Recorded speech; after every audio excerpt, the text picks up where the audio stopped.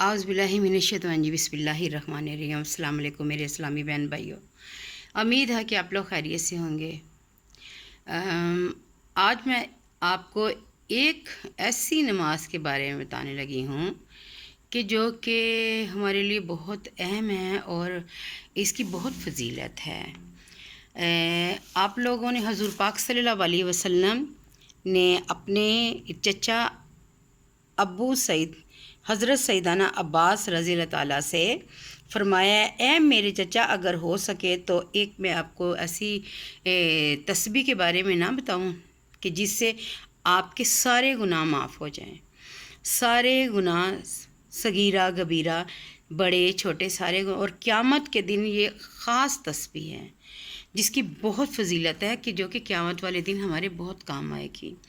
साबका गुनाहों की मग़फ़रत के लिए बहुत अहम है। ये एक तस्बीह है, इसलिए इसको सलात तस्बीह कहा जाता है।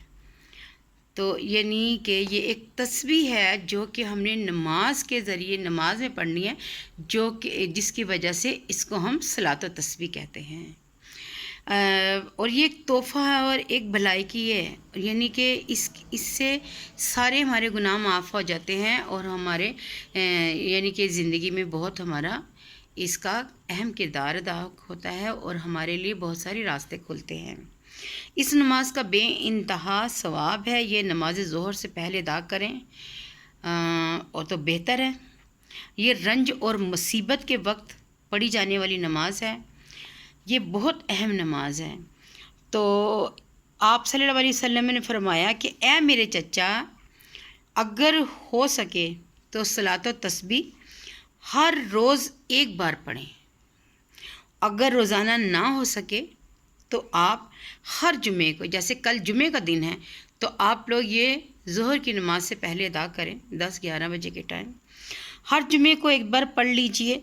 और ये भी ना हो सके तो आप महीने में एक बार, और अगर एक महीने भी नहीं पढ़ सकते तो आप इसको साल में एक बार, और अगर आप साल में भी नहीं पढ़ सकते तो आप उम्र में एक बार, यानी कि अपनी ज़िंदगी में एक बार ये ज़रूर पढ़ें। तो मैं आपको तस्बीह बताती हूँ कि तस्बीह वो कौन सी है। ये सलात व तस्बीह पढ़ने का तरीका है कि इस नमाज, ये 4 रकत की नमाज होती है, ठीक है। इस नमाज की तरतीब ये है कि तकबीर तहरीमा के बाद सना पढ़ें और फिर 15 मरतबा ये तस्बीह पढ़ें आप, सुबहानल्लाह वल्हम्दुलिल्लाह वला इलाहा इल्लल्लाह वल्लाहु अकबर। यानी कि आपने 15 दफ़ा ये पढ़नी है। फिर आउज़ बिल्लाहि मिनश्शैतानिर्रजीम बिस्मिल्लाहिर्रहमानिर्रहीम, और उसके बाद आपने सूरह फातिहा पढ़नी है। और ये आपने उंगलियों पे जल्दी जल्दी शुमार नहीं करनी कि जैसे ये उंगली 1 2 नहीं, आपने दिल में शुमार करें। अगर आप दिल में नहीं कर सकते तो आपने उंगलियों के पूरे होते ना, इसको दबाना है ऐसे करके, यानी जब पढ़ते हुए कि पता चले 1 दफ़ा हो गया, 2 दफ़ा हो गया, 3 दफ़ा हो गया, 4 दफ़ा हो गया। इस तरह करते आपने 15 दफ़ा करना है। और उसके बाद आपने सूरह फातिहा पढ़ी और कोई सूरत, यानी कि सूरत इखलास तो पढ़ते ही हैं ना, तो आप कोई सूरत पढ़ लें। फिर उसके बाद फिर आपने सूरत पढ़कर रकू से पहले 10 बार ये तस्बीह पढ़ें, यही तस्बीह। फिर रकू करें और रकू में सुबहानल्लाह रब्बिल अज़ीम 3 मरतबा पढ़कर फिर आपने 10 मरतबा यही तस्बीह पढ़नी है। और फिर रकू से सर उठाए और जैसे हम पढ़ते हैं ना, समीअ व लिमन हमीदा, अल्लाहुम्मा रब्बुना लकल हम्द, ये पढ़नी है खड़े होकर। और खड़े खड़े 10 मरतबा आपने यही तस्बीह पढ़नी है। फिर सजदे में जाएं और फिर 3 मरतबा सुभान रब्बिल आला पढ़कर फिर 10 मरतबा यही तस्बीह पढ़ें। फिर सजदे से सर उठाएं और दोनों सजदों के दरमियान बैठकर 10 मरतबा यही तस्बीह पढ़ें। फिर दूसरे सजदे में जाएं और सुभान रब्बिल आला फिर 3 मरतबा पढ़ें और फिर इसके बाद यही तस्बीह 10 मरतबा पढ़ें। इस तरह 4 रकत पढ़ें और ख्याल रहे कि खड़े होने की हालत में सूरह फातिहा से पहले 15 मरतबा ये, और बाकी सब जगह ये 10-10 दफ़ा आपने पढ़नी है। यूँ हर रकत में 75 72 مرتبہ تسبیح پڑھی جائے گی، اور چار رکعتوں میں تسبیح کی گنتی 300 مرتبہ ہوگی۔ آپ نے تسبیح انگلیوں پر نہیں گننی، بلکہ ہو سکے تو دل میں شمار کریں، اگر نہیں تو انگلیاں دبا کر۔ یہ بہت خاص تسبیح ہے، آپ نے صلاۃ و تسبیح ادا کرنی ہے اور اللہ تعالیٰ سے اپنے گناہوں کی معافی مانگنی ہے۔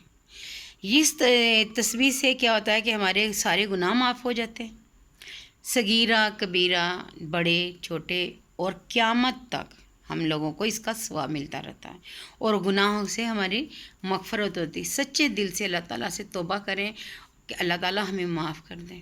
کل جمعے کا دن ہے، نہا دھو کر جیسے ہم لوگ جمعے کے لیے تیاری کرتے تو اس سے پہلے یہ آپ نماز ادا کریں۔ بے شک اللہ دلوں کے حال جانتا ہے۔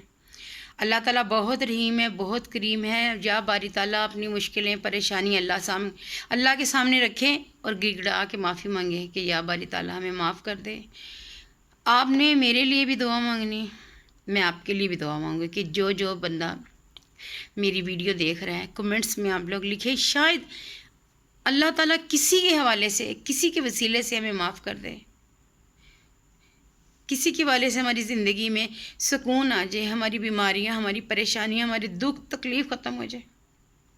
یقین مانیں کہ کہتے ہیں کہ آپ کسی کے لیے دعا کریں گے تو کوئی آپ کے لیے کرے گا، اور اللہ تعالیٰ چاہتا ہے کہ ہم ایک دوسرے کے لیے دعا کریں، کیونکہ پتہ نہیں کس کے منہ سے نکلی ہوئی کون سی دعا اور کس کے دل سے نکلی ہوئی اللہ تک پہنچ جائے۔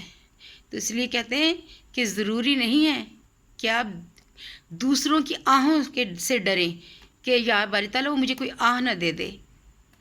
آپ دوسروں کے صبر سے ڈریں کہ بعض دفعہ انسان اپنے منہ سے کچھ نہیں کہتا، لیکن اس کی آہ عرش تک چلی جاتی ہے، جس کی وجہ سے اللہ بہتر جانتا ہے کہ کیا کیا ہوتا ہے، لیکن ہم لوگ ڈرتے ہی نہیں ہیں۔ اس لیے آہوں سے نہ ڈریں، کسی کے ساتھ برا سلوک نہ کریں، آپ کسی کے صبر سے بھی ڈریں کہ اگر کوئی صبر کر کے بیٹھا ہے نا تو اللہ تعالیٰ دیکھ رہا ہے۔ بے شک اللہ دلوں کے حال جانتا ہے، اللہ نیتوں کے حال جانتا ہے۔ تو اللہ تعالیٰ ہم لوگوں پہ اپنا کرم کر، ہم پہ اپنا فضل کر دے، ہماری زندگیوں میں جتنے بھی چھوٹے بڑے گناہ ہیں معاف کر دے۔ وقت کا کوئی پتہ نہیں کہ کس ٹائم کب بلاوا آ جائے، اس لیے کل آپ لوگوں نے یہ تسبیح پڑھنی ہے، میرے لیے بھی خاص طور پہ دعا مانگنی، اور میں پڑھوں گی، میں آپ کے لیے دعا مانگوں گی، یا باری تعالیٰ ہماری مشکلیں پریشانیوں کو آسانیوں میں بدل دے۔ اللہ تعالیٰ بہتر کرے گا۔ اللہ آپ کا ہو، میرا حامی و ناصر ہو۔ دعاؤں میں یاد رکھیے گا، میرے چینل کو لائک اور سبسکرائب کر دیا کریں پلیز۔ یہ صدقہ جاریہ سمجھ کے، کیونکہ یہ میں نے چینل صدقہ جاریہ کے طور پہ بنایا ہے۔ اللہ تعالیٰ مجھے کامیاب کریں، اپنی خاص دعاؤں میں مجھے یاد رکھیں۔ یہ میں نے اپنے بچے عبداللہ کے لیے بنایا ہے، کیونکہ میرا عبداللہ کے علاوہ اور عبداللہ کا میرے علاوہ کوئی نہیں تھا۔ اللہ بہتر کرتا ہے۔ میرا بچہ میرے بغیر نہیں تھا رہتا، اب 8 مہینے ہو گئے۔ جب میں نے کہا میں عمرے پہ جاؤں گی تو عبداللہ کہتا مما میں نے بھی آپ کے ساتھ جانا ہے۔ میں اس کو ایک دن اپنے سے جدا نہیں کر سکتی تھی، میں سوچ ہی نہیں سکتی تھی کہ میں عبداللہ کے بغیر رہوں گی، اور میں 8 مہینے ہو گئے میں اس کے بغیر زندہ ہوں۔